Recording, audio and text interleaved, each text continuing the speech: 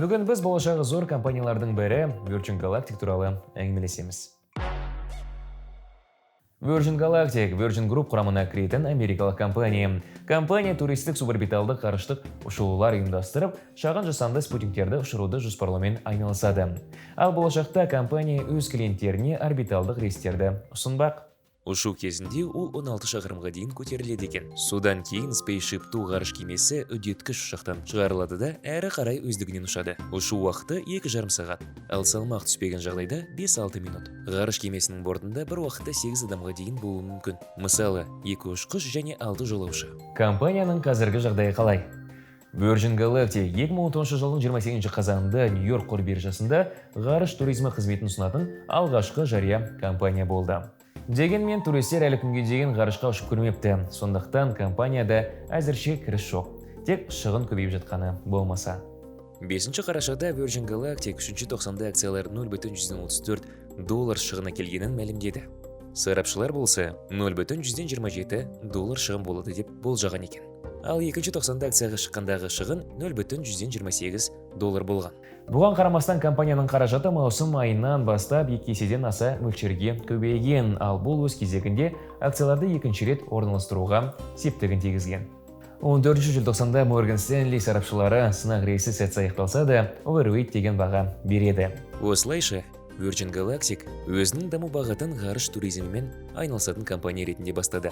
Айта кетейік, компания өзінің ғарыштық ұшақтарын қысқа мерзімде құрлықтар арқылы жолаушыларды тасымалдау үшін пайдалана алатын болды. Себебі Virgin Galactic Boeingпен жұмыс істейді.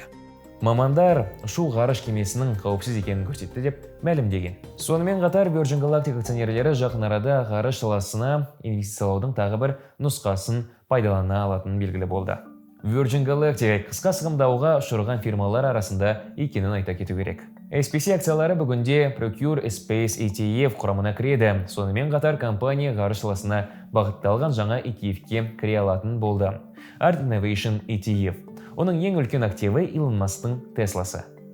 Маусым айында Virgin ғарышкерлерді дайындау бағдарламасын құру туралы келісімшарт жасасқанын мәлімдеді. SPC акциялары осы жаңалықтардан кейін айтарлықтай көтеріліп кетеді. Осыдан кейін компания аты аңызға айналған Disneyдің бұрынғы дизайнері Джо Роданы болашақ клиенттердің саяхаттауын жобалауға және оны жақсартуға көмектесетін стратегиялық кеңесші ретінде жалдайды. Дизайнердің Walt Disney Imagineering'те 40 жылдық тәжірибесі бар. Онда ол мәдени ойын-сауық пен саябақтардың көрікті жерлерін өзгерткен жобаларға басшылық еткен. 13 ақпанға жоспарланған Spaceship Two сынақ ұшағы қосымша техникалық тексерулер жүргізу үшін тағы бір рет ауыстырылған болатын. Бірақ кейін компания ұшатын күнді белгілемеді. Егер сіз техникалық талдауды қарап шықсаңыз, GameStop салдарынан пайда болған өсімді байқай аласыз. Бірақ бұл ұзақ мерзімді емес. Қазір компанияның акциялары межеде тұр. Олар жоғары немесе төмен түсіп кетуі мүмкін. Сондай-ақ акциялар 100 күндік қолдау деңгейінен ауытқып кеткенін байқауға болады. Сондықтан ол түзелуі әбден мүмкін. Бұл жағдайда ETF-ке назар аударған жөн шығар. Жалпы компанияның жобасы өте қызық, ол сәтті болып шығуы мүмкін. Компанияның тағы қандай артықшылықтары бар? Ғарыш туризмі саласында ғарышқа тұңғыш жол салған Virgin Orbit пен операциялық синергия. Бұл дайындықтар ғарыш туризмінен басқа салаларда пайда табуға көмектеседі. Тәжірибелі менеджмент. Қандай тәуекелдер болуы мүмкін?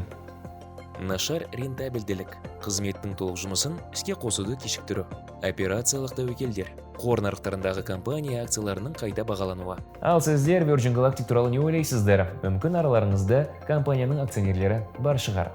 Пікірлерде жазып кетіңіздер. Бүгінге осы. Маңызды мәліметтерді өткізіп алмау үшін арнамызға жазылыңыздар. Сондай-ақ біздің Instagram және Telegram парақшаларымызға жазылуды ұмытпаңыздар. Сіздермен бірге болған Ярослав Миразбек, бұл Жусан Инвест. Көріскенше.